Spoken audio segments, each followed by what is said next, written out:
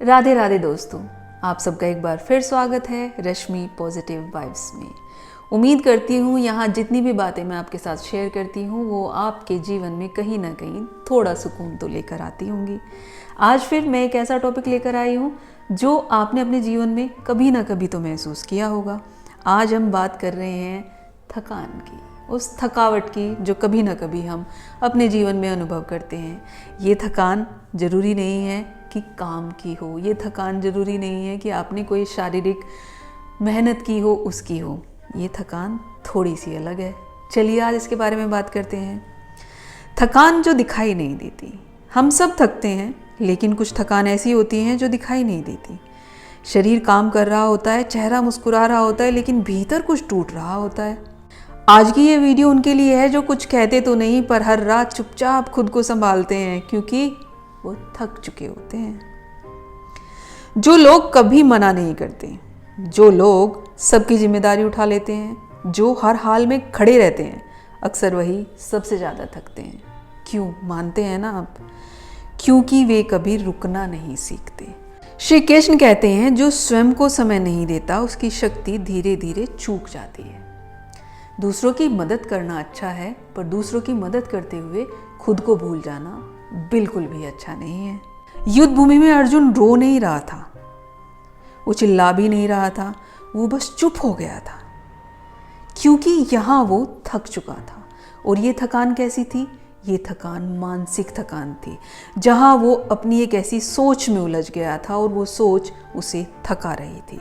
उस वक्त श्री कृष्ण ने कहा था यह कायरता नहीं है, यह थकी हुई आत्मा की पुकार है। अब अपनी आत्मा की पुकार को तुम्हें सुनना होगा अर्जुन। थकान तब आती है जब हम लगातार खुद को नज़रअंदाज करते हैं। हम रुकने को आलस समझते हैं, हम मदद मांगने को कमजोरी मानते हैं। गीता सिखाती है संतुलन ही योग है। गीता ये नहीं कहती कि आप किसी की मदद ना करें, आप दूसरों के बारे में ना सोचें, पर हर चीज़ का संतुलन बनाए रखना आवश्यक है। आपको जब लगे कि आपको मदद चाहिए तो आप मदद मांगिए। आपको जब लगे कि आप थक रहे हैं तो आप थोड़ा रुक जाइए। जैसे आप एक स्त्री के बारे में देखिए जो एक घर को संभालती है, वह सब कुछ निभाती है, रिश्ते निभाती है, कई बार ऊंची नीची बातों को सुनकर भी आगे बढ़ती चली जाती है। उसका भी मन थकता है पर वो दिखाती नहीं है। श्री कृष्ण कहते हैं सेवा तब तक सुंदर है जब तक वह आत्मा को ना थकाए।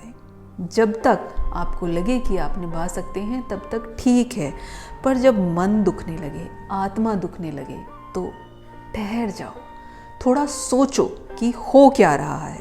श्री कृष्ण कहते हैं रुकना भी कर्म है, थोड़ा रुकिए, थोड़ा सांस लीजिए, थोड़ा खुद को भी चुनिए, यही सच्ची शक्ति है। अगर आज आप थके हुए हैं तो याद रखिए आप कमजोर नहीं हैं, आप इंसान हैं। कृष्ण आपको दोष नहीं देते, वो आपको संभालते हैं। आप बस इतना कह दीजिए हे कृष्ण मुझे थोड़ी शांति चाहिए। श्री कृष्ण अर्जुन को बताते हैं कि थक जाना हार नहीं है, बल्कि यह आत्मा का संकेत है कि अब संभलने की जरूरत है। एक बात याद रखिए कि अगर रिश्ते सच्चे हैं तो थकान होगी ही नहीं।